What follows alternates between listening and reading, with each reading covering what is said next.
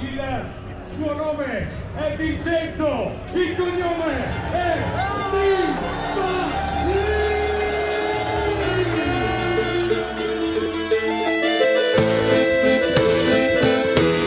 You are listening to the cycling podcast at the Giro d'Italia, supported by Science in Sport. Today we are in Sant'Anna di Vinadio.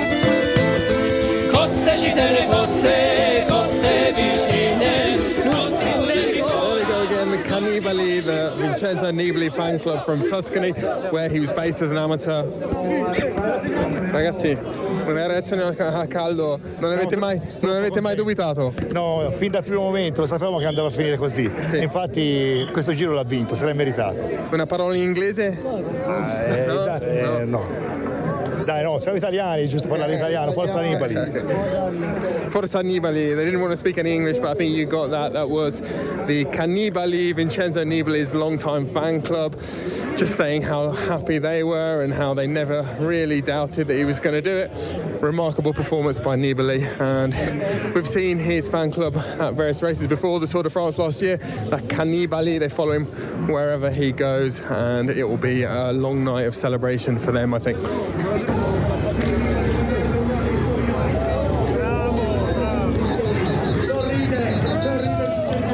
Kruijswijk comes over the line and collapses on the tarmac. He's got his head bowed and he's sitting on the tarmac trying to compose himself here, and obviously heartbreaking for him. After the fall yesterday, he recovered brilliantly today, but ultimately it wasn't enough. Giro d'Italia that looked as though it was in the bag a few days ago. He now finishes, I think, in third place, although waiting confirmation of that. Trying to raise himself to his feet now. Giro d'Italia, congratulations. Thank you. How do you feel? I'm completely... I was on my limit today, and I couldn't do any more than I did, and this was it. And after a crash like yesterday, you have to fight and to see where you finish, and this was all there was in it. In the end, like I said yesterday night, I didn't expect to start or that I would follow the guys. So in the end, I think I have to be satisfied after what happened yesterday. But I'm still disappointed after the result, which was a big chance for me to win a Grand Tour, I think, and I showed I was one of the best in the race. And but everything, staying on your bike is also cycling, and that's what I liked yesterday. What do you learn and take away from this Giro? Is it ain't over till it's over, and you see it's a fight till the last day. Hello, my name's Richard Moore. I'm with Daniel Friebe. Hello, Richard. Dove siamo, Daniel? We're at Sant'Anna di Vinadio. That's how they used to say it on the mineral water advert, more or less. We heard about that last night. Yeah, well, what a stage again today, Daniel. We were played in there by a little package that you collected at the finish. Yeah, it was tense, wasn't it, today? Throughout the day, not a lot seemed to be happening while we were waiting for it all to crackle into life. We knew that Nibali was going to attack. Paolo Slongo told us that last night in the podcast. That's Nibali's coach at Astana. He said they were going to try and blow the race apart again. Really, they didn't need to blow it apart too much, did they? Because he only needed to gain 44 seconds on Esteban Chavez to take over the pink jersey. Left it fairly late. They left it until quite high up on the Colle della Lombarda, and Nibali then, with his descending ability, was able to take more time out of Chavez, who he'd already dropped on the climb of the Lombarda, and from that point it was really a foregone conclusion, wasn't it, from the bottom of the final climb to Sant'Anna di Vinadio. And we heard there Nibali's fan club, the Nibali. What do you think of that nickname, Rich? What do you think of that name? Tremendous, isn't it? And their emblem is a shark, just reassuring you that they may be called the Nibali, so a rather lame play on words there, but their emblem is the shark. Well, they were a raucous bunch, and obviously they were extremely happy. Nibali completed the dramatic turnaround, although I said it last night in the podcast, didn't I, that Nibali was going to win. I was sure that the momentum he'd built up yesterday would carry him through to the stage. But also, and equally, if not more importantly, and something that nobody really focused on a lot, was that Chavez cracked at the end of yesterday's stage, and he lost 40 odd seconds. Right. In a couple of kilometres. That's all Nibali needed to gain back today. Very true, Richard, and he never really looked smooth today, did he, Chavez, on any of those climbs? He had what the Italian commentators always say, a brutta faccia, which literally means an ugly face, which I always think is slightly harsh. Especially with such a charming chap as he did. Chavez. And talking of charming... Angelic, really. Yeah. Cherubic features. And talking of charming bike riders, wasn't Steven Kruijswijk very magnanimous there? We heard him at the finish and he really collapsed on the tarmac and he was inconsolable for just a few seconds really, and then he got himself up and he faced the questions like a man, and he was very sanguine about what happened yesterday, his crash. He says that that's also part of bike racing, the ability to handle a bike coming down a mountain. Didn't blame Chavez for taking the pink jersey, and very philosophical, although, well, he's also very disappointed and mindful of the fact that he might not get a better opportunity to win a major tour. Well, I think a heroic performance from him, really. If he's got a broken rib, as the medical report said last night, and it was a heavy crash. He had, wounds elsewhere in his body. There's no doubt he was stiff and in pain, and I thought it was an incredible performance by him, probably the performance of the day if you remove Nibali from the equation. Shall we, just so that we're up to speed with exactly what happened? Let's go to Watford. Let's go live to Watford. Live to Watford, the tail of the tap. Over to you, Lionel Birnie. It was another astonishing day on the Giro d'Italia. If you'd said to me on Tuesday night, after Vincenzo Nibali had lost more time at Dello and sat 4 minutes 43 seconds behind Steven Kruijswijk overall, that the Italian would go on to win this Giro d'Italia, I think I'd have told you to go and sit in the shade and have a cold drink. But tonight, it looks like that is exactly what will happen after a second successive day of drama in the Alps. This morning, Esteban Chavez of Orica Green Edge looked in a strong position, having taken the pink jersey from Kruijswijk yesterday. The Colombian's lead of 44 seconds over Nibali did not mean the race was in the bag, but it did mean the Italian would have to pull out something special. And that is exactly what he did. The penultimate stage then, stage 20, was 134 kilometres from Guillestre in France to Sant'Anna di Vinadio, over the Col de Var, the Col de la Bonnette and the Colle della Lombarda. There was the anticipated big break at the start of the stage. Sky's Mikel Nieve, the stage winner at Cividale del Friuli and second at Risoul yesterday, was first over the top of the Bonnette, which enabled him to take the blue King of the Mountains jersey from Damiano Cunego, who's defended it so well for so long. Others in the break included Alexander Voliferov, the winner of the mountain time trial at Alpe di Siusi last week, BMC's Darwin Atapuma, Cannondale's Joe Dombrowski, and the Estonian Ryan Taramay. On the Colle della Lombarda, Atapuma, Dombrowski and Movistar's Giovanni Visconti formed a formidable-looking trio, and for a while it looked like they might fight out the stage win. But they were caught from behind by Ryan Taramay, who crossed the top of the Lombarda first and pushed on to win the stage for Katusha, a day after they lost their team leader Ilnur Zakarin. Atapuma was second after his third place at Sestola and fourth at Corvara, and Dombrowski, who's been so aggressive in the mountains this week, was third. Behind them, Nibali put in his move to win the Giro. When he accelerated, Chavez could not react. Nibali joined up with his Astana teammate Tanel Kangert briefly and then powered on alone to put himself into pink. Tonight, he leads Chavez by 52 seconds. Alejandro Valverde moved up to third, 1 minute 17 behind Nibali, and at the expense of Kruijswijk, who has gone from first to fourth in a little over 24 hours. The Dutchman's bruised and battered ribs clearly took their toll. So tomorrow the Giro concludes with a final stage from Cuneo to Torino, where Nibali will wrap up his second Giro victory and fourth Grand Tour. The jerseys then, Vincenzo Nibali in pink, Nizzolo in red, Nieve now in blue and Jungels in white. Thank you, Lionel, for your daily tale of the Tapa. Wonderful stuff. Now, Nibali is going to win the Giro, isn't he, now? And there's been a lot of questions about his turnaround over the last couple of days. He seemed to be lacking form earlier in this Giro, pedalling squares. He was over 4 minutes down at one point. Now, we've had an email, actually, from a listener with quite a few comments on Twitter and so on. You'd expect that.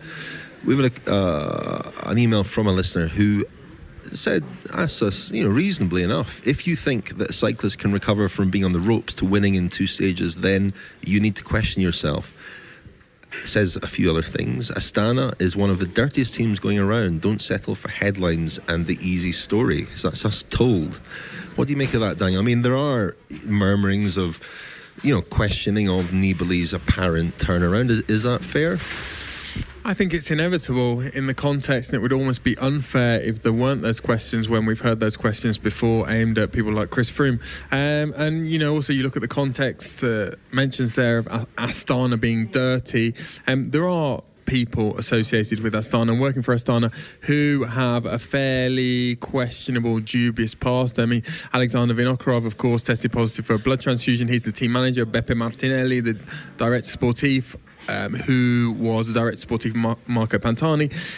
Just at the press conference there, everyone was focusing on what Nibali was saying, but I turned around and saw Emilio Magni, the doctor of the Astana team, who I spoke to the other day. Magni was a former doctor of Pantani and also at the Fassa Bortolo team. You can make these associations. However, as a counterpoint to that, you can also say that Nibali has always been relatively transparent or relatively clear in his stance on doping, and he's always been quite firm and quite impressive when he's talked about doping or anti-doping. And also, you look at the field here we did say similar things when Nibali won the Tour de France in 2014. It was a relatively weak field, and unfortunately the same applies really here. It's been a fantastic race, and Chavez has really surpassed himself, ridden brilliantly, but he's not one of the Galacticos, is he, of world cycling? Talking of Galacticos, though, we've been joined by one of the Galacticos of journalism.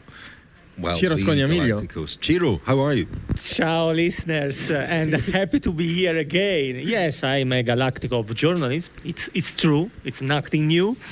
And a great day for Vincenzo Nibali, but I have a revelation for you listeners, only for you, that immediately after the victory, I had the possibility to speak a little bit with Vincenzo, and I said to him, Vincenzo, I want to be clear with you, okay?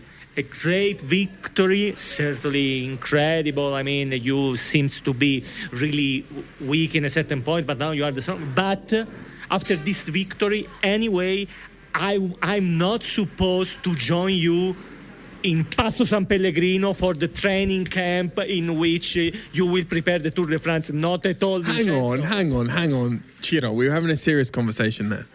Sorry. Because Nibali's turnaround and his sudden resurgence over the last couple of days has raised eyebrows, and there are murmurings that it is suspicious and we should be dubious about this. What would you say to those people who are questioning how quickly he's turned it around, how spectacularly? Well, the culture of suspicion, it's something in a certain way understandable for the past that had cycling. But, in my opinion, it's useless. I don't like suspicion at all. Certainly, if you have proofs of something, it's certainly good to talk about. But otherwise, how can we say? We say that at the end, the favorite of this Giro on the paper, because when we start from Apeldoorn, Nibali more or less was the favorite between Landa, that he got retired, and between Valverde, they were the three favorites. At the end, Nibali won the Giro with not really a huge gap on other contenders that, as Daniel told before, on the paper are not of the same level of Froome, Contador, Quintana. So I said this to you, didn't I, Daniel, as we were watching it, that Nibali was riding away not from Quintana, Contador, Froome, but from a very tired-looking Chavez and Stephen Kruijswijk, who's been a revelation in this race and is racing, with an injury. And Ciro spoke about producing hard evidence rather than speculation. I can produce some fairly hard evidence that Vincenzo Nibali did stick a needle in somewhere in his anatomy at some point in the last 24 hours or 48 hours, and it did revitalise him. Do you know what the needle was, or the needles were? He got his acupuncturist flown in a Belgian acupuncturist called Eddie de Smet, I think, who helped him in the 2014 Tour de France. And he made, I don't know whether it was an emergency call or whether he was always due to come in, but I understand that he underwent some acupuncture, and he felt that had a fantastic restorative effect. The point I was making was that what we've seen the last couple of days has been a normal Nibali, the Nibali that we've seen over the last 4, 5, 6 years in Grand Tours. We've not seen a Nibali riding with new... We've not seen a Cannibali, have we? We have not. And also, he's won the Giro by a slim margin. He's won these stages with late attacks. Somebody on Twitter, to me, compared it to Floyd Landis in 2006. I can't remember how long his solo break was, but it was extraordinary, and I don't think it bears any comparison with that. And do you know what? I think we might have seen Vincenzo Nibali, or we might be seeing Vincenzo Nibali winning his last Grand Tour. The last Grand Tour that he's going to win, because I sense that he's just tipped over his powers are waning. The peak of his powers. Ciro? Maybe. 32 now, isn't he? Well, it will turn 32 at November, the middle of November. It's possible. I must confess that I had the possibility 2 hours ago, to speak a lot with Carlo Franceschi, was the historical director of Vincenzo Nibali when he was under 23 in Mastro Marco. As a matter of fact, he told me that he's convinced that Nibali, we know that he has been a second father for Nibali, he's convinced that Nibali will remain more or less at this level till 36 years old. Who knows? For example, in this Giro, we have an evidence from Valverde. Well, Valverde, it's really impressive for me. He was on a podium on a Grand Tour for the first time almost 13 years ago, third in Vuelta 2003, and now third in the Giro 2016. So. Yeah, but Ciro, Valverde is someone who does 1,000 sit-ups a day, cycles every day of the year. As you have told us on several occasions, Nibali doesn't even like cycling. He doesn't even like riding his bike. Does he like sit-ups? Oh, no, I mean, it's not really correct, dear Daniel and dear Richard. No, as a matter of fact, maybe it's true that Vincenzo doesn't like at all the training, the part of training in cycling. Well, it's really serious. I mean, when he has to prepare a race, he prepare in a way really professional. Maybe he doesn't like really much this aspect of cycling, but in a certain way, it's professional. So, well, I mean, it's not just us and people watching who've been surprised by Nibali's turnaround. It's his own team. A couple of days ago, I spoke to Jakob Fuglsang, and he said that was in Pinerolo, and he said that he would be going for stage wins over the remaining days because, as he put it, Nibali was out of the overall picture. I caught up very briefly with Jakob Fuglsang. I was running, he was riding towards anti-doping, and as we travelled together briefly, I asked him... Make it sound like a beautiful journey you undertook together. It's a wonderful moment we shared, and I asked him about that comment he made the other day. Here he is. Jakob, I spoke to you a couple of days ago and you told me Vincenzo was out of it on GC. I guess you were wrong. Looks like it, huh? Luckily. So Fuglsang there, we heard from, just was unfortunately a very brief exchange, but he seemed as surprised as a lot of people that Nibali had turned it around. And I'm not sure with hindsight that we should be that surprised. We have to bear in mind that the guys who had the big lead on him, Kruijswijk and Chavez, Kruijswijk crashed and Chavez cracked. And Ciro wants to say something. I'm going to defer to Ciro because he's got to run in a minute. No, I mean, it's something special. I mean, to notice that, as a matter of fact, in the career of Nibali, there are really some moments of luck and a lot of moments also in which he has been really unlucky. For the moment, okay, yes, in this Giro, for example, Kruijswijk crashed. We remember the Tour de France 2014, Froome and Contador crashed, for example. But as a matter of fact, sometimes, for example, remember when in the first Giro in which he took the first time the pink jersey, 2010, he crashed in Montalcino when he had the pink jersey. He crashed in the World Championship in Florence in 2013. He was very strong and he arrived only fourth.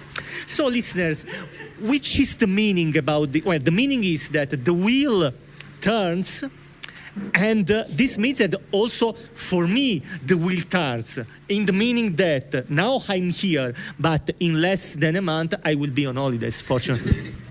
Eurosport, the home of cycling.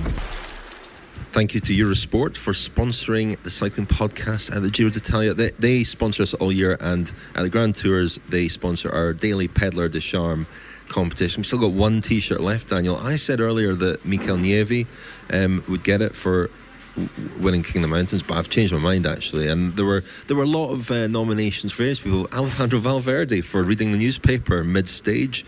Kruijswijk for his courage, really. What about Rigoberto Urán? Esteban Chavez's parents were also nominated for embracing Nibali at the finish. But I think Rigoberto Urán for his little dig out for his mate Chavez. I think we're going to try and get a T-shirt to Rigoberto Urán tomorrow. You want to talk about Nibali again? Yeah, I mean, Ciro's obviously gone. He's disappeared in a puff of smoke, his customary puff of smoke.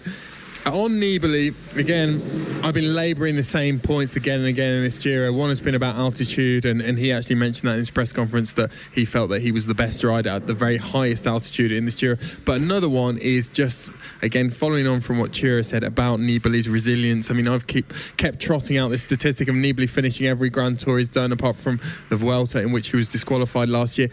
And again, you know, whatever problems he had and whatever fixes that he found, it just epitomises that resilience and that robustness that Nibali has. He found a way to negotiate his way. Well, negotiate through health problems, you know, problems with his morale, issues with sensitivity to criticism that we heard about from Paulos Longo yesterday, and that is why he is such a fine Grand Tour rider. And he's really inching his way towards the pantheon of Italian cyclists. I mean, he's up there now with Felice Gimondi, and he's not too far away in terms of Grand Tours won from the likes of Fausto Coppi, and he's quite away from Coppi, but Gino Bartoli, Girardengo.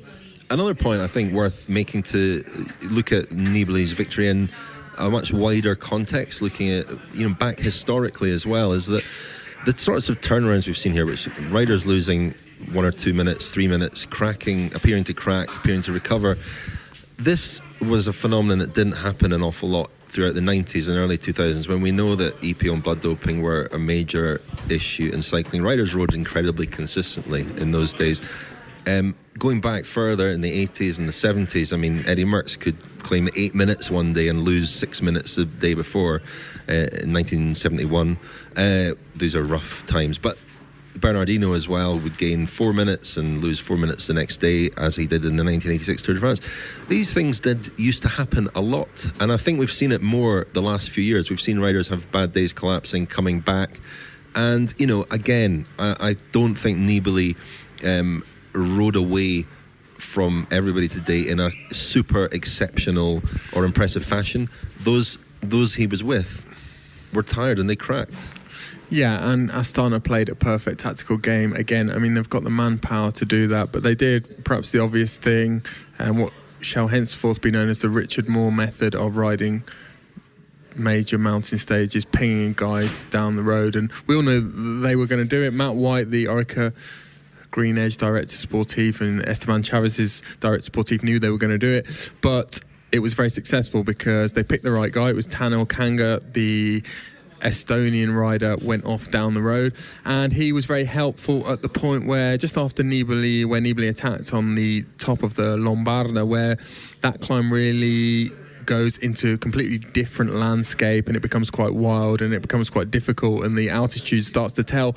And Kangert there played a vital role, and I spotted him lurking behind the press tent just above the finish line in Sant'Anna di Vinadio tonight, and he really just seemed to be savouring the scene and cherishing the moment, watching the crowds disperse, watching Nibali go up to take his pink jersey on the podium. And I managed to grab a quick word with Tanel Kangert. You seem to be savouring the moment and just watching, well, Vincenzo go up there to take his pink jersey and, yeah, really taking it all in. Yeah, I have to say I was pretty emotional after the finish. Normally I I don't have too many emotions, but today was really a hot day. I think I just didn't have the legs to pull a little longer, but fortunately he didn't need it also. I was in the day's breakaway, and of course I could have played the stage victory, but I'm happy the way it went. And you seem to execute the plan perfectly. I imagine that was exactly what you hoped for, how the race went, from the team's point of view. Exactly. We needed to have at least one guy in the front, either me or Fuglsang, but he stayed in the back and did an awesome job after with Scarponi again. So I was the man for the breakaway, and I can't complain. I had pretty good legs compared to yesterday, but in the run, in the end, I was just empty. I didn't have any more fuel in my tank. I was not saving myself, but I was trying to help a little bit my old teammate, my old friend Tarme, because I knew that if they make me stop, then I have no chance to play the stage. So I better help him a little bit, and I don't know if I was helpful or not, but he was strong enough to win the stage, and I'm really happy. The problem is when you set up on the road for 5-6 minutes and you need to go immediately 400 plus watts. Yeah. That was the problem. I should have continued. Maybe I should have already let them go a little bit earlier, let's say 5k from the stop, take my pace and wait the group to arrive. I think it was not a good idea to stop me completely, put my legs down, because when I had to push, I didn't feel good to start again from zero. And what do you think has turned this Giro around for Vincenzo? Was it something that clicked in his head, or something the director said, or what do you think turned things around? I think he was just physically suffering the first 2 weeks. He was not there. Maybe he just needed to get the race days on his legs. And also I think it was important to have one or two good stages, maybe not exactly the victory, then he was already really good. Just to give him some extra motivation after all the bad things that happened in the beginning in time trial and the chain coming off and stuff like that. We have enjoyed together a Tour victory and a Giro victory before, and we have a great team, and I have had a beautiful 6 years in Team Astana, and I hope we still have good moments to come. I'll leave you to recover and eat your pasta. Thank you. So that was Tanel Kangert, a previous Pedlar de Charme winner from the Tour de France last year. Yes, Richard, and you mentioned there the speed that Nibali was travelling at on those climbs.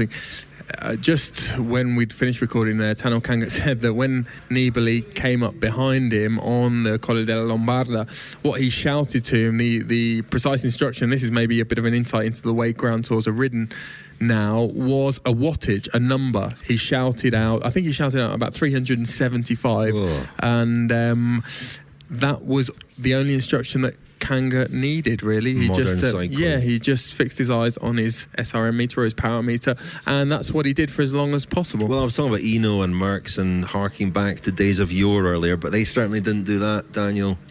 They just did it on guesswork and feel they didn't. And instinct. No, we were talking the other day as well about the relationships in teams and this assumption that teams are this really tight-knit groups. And I don't know if you've noticed, but when Nibali talks about Fuglsang and Tanel Kangert, he always uses their full name as though they're they're only passing acquaintances. Yeah, it's an odd one. What's that noise? Mi guardai nello specchio e dissi a me stesso: Squalo, sei il figlio del lupo, il nipote dell'orso, il padre della leonessa di Lugano. Questa maglia rosa la devi all'intero regno animale. I looked in the mirror and I said to myself, Shark, you're the son of the wolf, the grandson of the bear, and the father of the lioness of Lugano. You owe this pink jersey to the whole of the animal kingdom. Daniel, that was an eccentric shark's tale. I didn't actually see you with the book today. Did you not, Richard? I did not see you with the book today, Daniel. Where's it come from? Well, Richard, you've heard of Poetic License.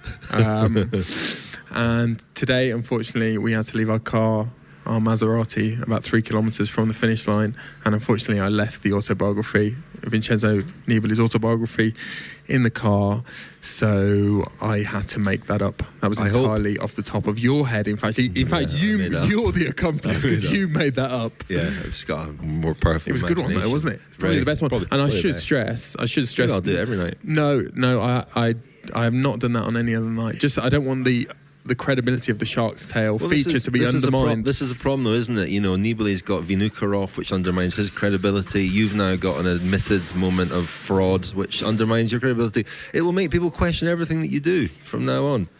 On the subject of the Shark's Tale, though, the book is sitting on the back seat of the car. I hope that is not that, you know, passing fans don't spot it and break into our car to steal it. That would be a disaster, wouldn't it? It would. Now, Daniel, the other story of the day from the cycling podcast point of view was the battle for the stage win. Our diarist, Joe Dombrowski, did what he's been promising to do for about the last week, and that was to make it into the race winning break. Well, and it was interesting, the winner was Ryan Taramai, and we heard there Tanel Kangert, his countryman. Actually, I'm not sure his Astana team would be terribly pleased to hear him say this, but his priority when Astana called him back was to eke out a couple more, well, maybe a kilometre or so, helping Ryan Taramay before he dropped back to do his job for Vincenzo Nibali. And we did talk quite a bit about what alliances might materialise on the road today, didn't we? Thinking more about the battle for general classification, thinking that Rigoberto Urán would help Esteban Chaves, which he did to a certain extent. But yeah, Kangert might have played quite a key role in Taramay beating Joe Dombrowski. I wondered if, and also overnight I got a couple of messages from people suggesting that Nibali might also call in a few favours. There are 3 teams, major teams here, sponsored by Specialized, the bike manufacturer. Tinkov did a fair bit of work did today, a lot considering Rafa Majka didn't look to be on a particularly great day. So not sure about that, but Joe Dombrowski, a sterling performance. I thought he looked very, very strong. He knows his roads very well. He trains on them, as we're going to hear in a second. I mentioned these are diaries. He's recording a daily diary throughout this Giro for the Cycling Podcast, for friends of the Cycling Podcast. It will be released the Friday following the Giro as a friend special. Become a friend at thecyclingpodcast.com for £10. And the Joe Dombrowski diary is one of 11 special episodes you will get this year. Also hoping to arrange a live event in London with Joe later in June, so stay tuned for details of that. It's 99% certain to happen, depending on Joe's racing commitments and travel commitments. But let's hear from Joe Dombrowski. I caught up with him immediately after the stage. He finished 3rd on the stage, which is a good result for his first Giro and second Grand Tour. Here he is. Joe, that was some day out you had. Yeah. What happened? The cameras were off you because there was a lot happening behind, but what happened towards the top of the climb there on the descent? You know, it's a bit... I know the climb super well because us guys in Nice come up here to Isola to train at altitude. So I tried to attack at the bottom because I knew it's hard, and then it's not as hard after, so I wanted to make a bit of a selection. And but it was headwind coming up, so it made it a bit tactical. And I felt good and was, I don't know, attacked a couple times, followed some stuff, and then I think Visconti and myself weren't really expecting Terme to just chip off the front, so there was a bit of hesitation because, you know, it's like you look at the strongest guy and you follow him, but then if somebody comes back, you think, it's, you know, they're not going anywhere. And it turned out he was going somewhere. So you underestimated him a little bit, perhaps? Yeah, I think so. I mean, he knows, he lives in Monaco, and I know he trains out here too, so he knows all the roads. And on a climb like that, where it's a bit headwind, a bit tactical, and you have to, you know, use your energy in the right places, I think he rode a super good race, to be honest. I mean, we're talking to you just minutes after you crossed the line, so it's maybe not fair to ask, you know, what your reaction is, but you're 3rd on the stage. That's a fantastic result. But I think you felt that you were the strongest in that group, didn't you? And you must have felt you could win that. Yeah, I felt like I could win it, and you know, I've wanted to win a mountain stage in this Giro since the start of the year, but and this was really the one, because it was like, I know all the roads, my family was at a K to go. So yeah, I've wanted to win really bad today, but you know, it doesn't always work out. We came here riding for Rigo, and that was for me the main thing. And then as a secondary thing, if I could go for a stage, then that's what I wanted to do and try and win a mountain stage. But you know, almost every mountain day I think I've been up in the front doing something or trying something. And today was the closest I came to actually taking a stage. So I think if you want to win, unless you're going to win out of the GC group and follow the GC group, you have to try a lot. You are listening to the cycling podcast at the Giro d'Italia, supported by Science in Sport. Science in Sport, fueled by science. Thank you very much indeed to Science in Sport, who are sponsoring us at the Giro d'Italia. And there's 20% off to listeners of the podcast. If you go to scienceinsport.com and at the checkout enter the code SIS20, that's SIS20, you'll get a whole 20% off for the duration of the Giro. So you've got until tomorrow basically to, as I've said before, fill your boots with energy gels and other delicious and very useful products. In fact, I might just do that myself because I've got a couple of events coming up, Daniel. I better get on the computer and order my Science and Sport products. We heard you better also do some training. Well, no, I could just use the Science and Sport products. I've heard that they... Don't think that works. No, that's what I understand. My understanding is that they can be a substitute for training, so that's good. So we heard there from Joe Dombrowski before that little break. And let's hear from one of Steven Kruijswijk's teammates, Jos van Emden, who rides for Team Lotto NL Jumbo, or Mumbo Jumbo, as we might be calling them. We met a friend last night who's christened that team Mumbo Jumbo. Not very flattering nickname, is it? But they came very close to winning the Giro with Steven Kruijswijk. A lot of people think he would have won had he not crashed. Do you think he would have done, Daniel? I think there's the kind of speculation that Lionel doesn't like to indulge in. I mean, judging by his performance today, he wasn't particularly badly affected by the crash. I mean, he did say that it had impacted his performance to a certain extent. It would have done. You would imagine so. I mean, certainly like the shock factor, you know, the physiological shock, it probably took something out of him, and, you know, the blow to his morale and his team's morale that he must have suffered last night. But he still rode incredibly well, and big regrets, I think, on the part of that team. They were so close, and professional cycling isn't Space Invaders, or it's not controlled by radio, and it's not, you know, you can't just do exactly what you want when brakes go down the road. It's not as simple as just getting into a break. However, a 28-man break went yesterday, and to not have anyone in it, and this was on a fairly flat part of the course. Remember that the majority of their team are rouleurs. To not have anyone in it, I think, is either begs questions about the personnel and their form at the moment, or the selection of riders for this Giro. Anyway, Jos van Emden, some of you might remember, I interviewed him in Dello at the end of stage 16, and that little very brief and terse exchange opened our episode that evening. When I went to see him today, he smiled because he recognised me, and he references that interview at the start of this interview. Here is the sort of road captain at Lotto NL Jumbo, Jos van Emden. Quick word. I spoke to you at the top of the mountain. Do you remember? Yeah, sorry, man. That day was. It was a good interview, though. We managed to bleep it, so it was good. Yeah, I get some reactions. I didn't hear it, but that day that was cruel. Well, it came across in the interview. I think, you know, there was a hard day. A lot of people were in quite a state at the finish. Obviously, ultimately disappointing, I guess. How was Steven last night? Well, I wasn't sharing a room with him, so he came back in the hotel at 11, I think. So I quickly visited him in the room. Yeah, and just give him a hug, and so to show that we support him and that we don't blame him. And I didn't expect him to do so well today. So was it obvious this morning that he was in quite a lot of pain? Yeah, of course, when you got a broken rib is terrible. So that he managed to keep on fighting these days, hats off, really, really impressive. And it's a shame he doesn't get the reward of being on the podium. So at the end it's disappointing. I understand that when he was in the pink jersey this last week, you sort of relished the role of being his bodyguard, as it were, and, you know, looking after him. Yeah, someone has to do it, and but we all did. we got an amazing team here. Lots of media were writing and saying that we had not a strong team, but I think we do have a strong team. And because is it unfair because perhaps you don't see him surrounded by teammates in the mountains? Is that create a false perception of we don't see the work that goes on away from there? Yeah, true.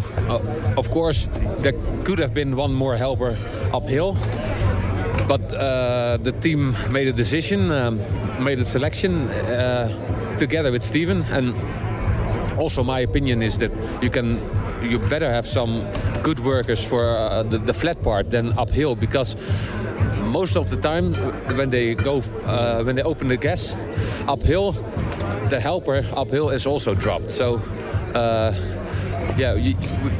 the balance in the team was really good. You got Chalingi who can go on for whole day, and then we got Primoz and Batahin who can go uphill for a shorter while. So on the shorter mountains, they were there, and when it's hectic, I'm there. Then he's always in a good position. So then first you got Chalingi, then you got me to put him in a good position on the right moment, and you got Tankink with his experience. So and ultimately it was the crash that cost him the victory, wasn't it? I think he would have won the Giro. So it's really, really hard.